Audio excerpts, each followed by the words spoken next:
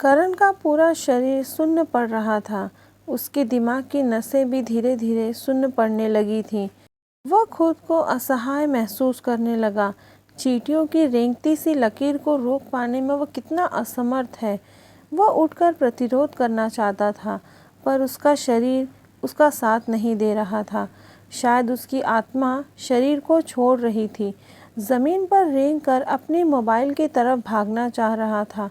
Mobile तक वो पहुंच नहीं पाया। अधमरा शरीर उसके मौत होने से पहले किसी चमत्कार की आस लगा रहा था। उसकी अधखुली आंखें इस वीराने में किसी राहगीर की राह देख रही थी।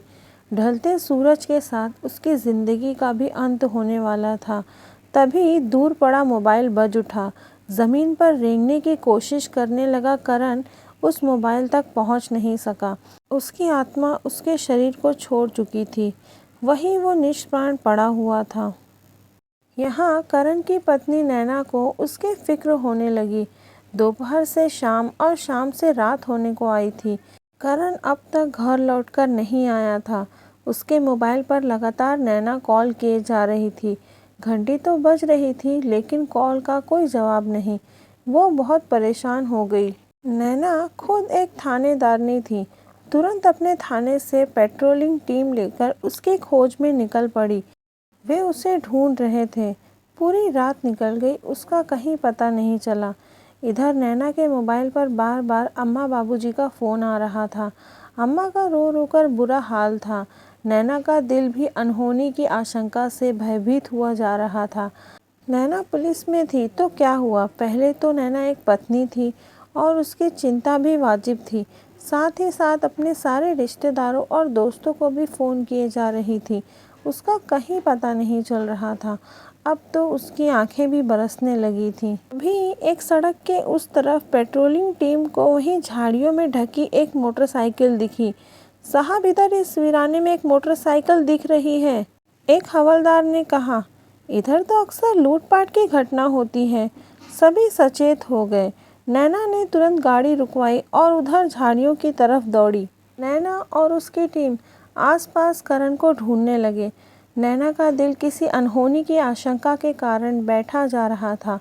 साहब, आसपास के इलाके में छानबीन करने से कुछ पता चलेगा, एक हवलदार ने भागते भागते कहा।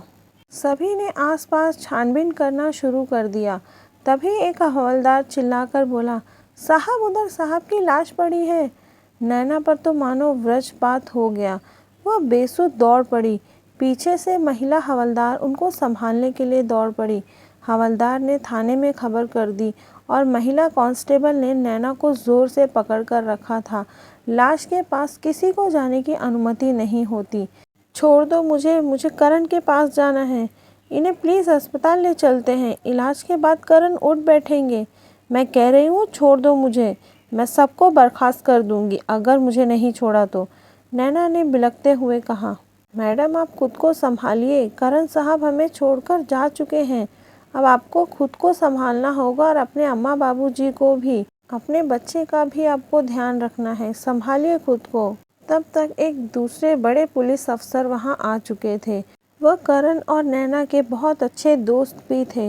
नैना, लूटपाट की घटना लगती है, तुम्हें किसी पर शक है क्या? उस पुलिस अफसर ने नैना से सवाल किया। नैना तो जिंदा लाश बनकर बैठी रही। तभी करण के अम्मा बाबूजी का फ़ोन नैना के फ़ोन पर आया और नैना ज़ोर ज़ोर से रोने लगी।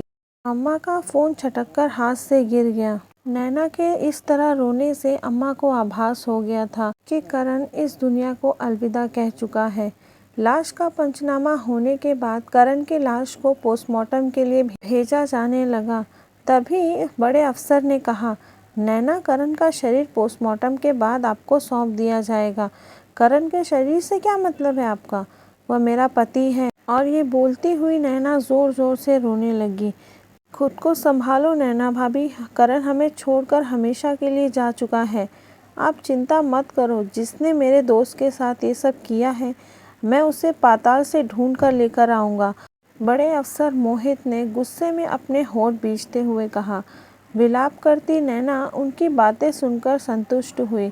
सर, मुझे पक्का विश्वास है कोई और नहीं, कॉन्ट्रैक्टर मनोज ही होगा। पिछले महीने ही उसका अवैध बालू खनन का धंधा बंद करवाया था और उसने मुझे सरेआम धमकी दी थी, औरत वर्दी की धौंस जमाती है, तुझे ज़मीन पर रेंगने को मजबूर कर दूंगा।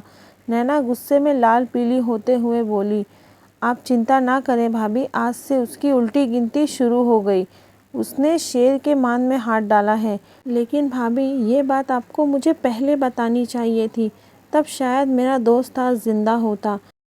सर, आप मेरे साथ घर चलिए और आप ही अम्मा बाबूजी को इस दुख की घड़ी में संभालें, क्योंकि मुझसे उनका दर्द देखा नहीं जाएगा और मैं किन नज़रों से उनका सामना करूंगी। बच्चे को कैसे बताऊंगी कि उसके पिता का साया उसके सर से उठ गया है। नैना रोती हुई बोली, नहीं, ये काम आपको अकेले ही करना होगा। इन कठिन परिस्थितियों का आपको डटकर सामना करना होगा। मैं अभी करण के साथ जा रहा हूँ और थाने से एक हवलदार को मनोज को पकड़ने के लिए भेजता हूँ। घर जाइए आप और जल्दी से अम्मा बाबूजी को लेकर अस्पताल पहुँचिए। यह कहकर इंस्पेक्टर मोहित एम्बुलेंस में बैठकर चले जाते हैं। घर पहुंचकर नैना ने देखा कि करण की दीदी और उनके जीजा भी घर पर आ चुके थे। सबका रो रो कर बुरा हाल था। नैना ने सबको संभाला और सबको लेकर करण के अंतिम दर्शन के लिए निकल पड़ी। कुछ ही देर बाद सभी अस्पताल पहुंचे। नैना के मायके वाले भी वहां पहुंच चुके थे। सभी का रो रो कर बुरा हाल था। नैना के घर वाले भी नैना को संभाल रहे थे। तभी इंस्पेक्टर मोहित के फ़ोन पर हवलदार का फ़ोन आया। सर, कॉन्ट्रैक्टर मनोज 2 दिन से शहर में नहीं है, वह कहीं बाहर गया हुआ है। उसके मोबाइल में फ़ोन कर उसे थाने बुला लिया है। कल सुबह तक वो आ जाएगा। बने रहिए इसी तरह इस कहानी में। आगे की कहानी जानेंगे इस कहानी के अगले भाग में।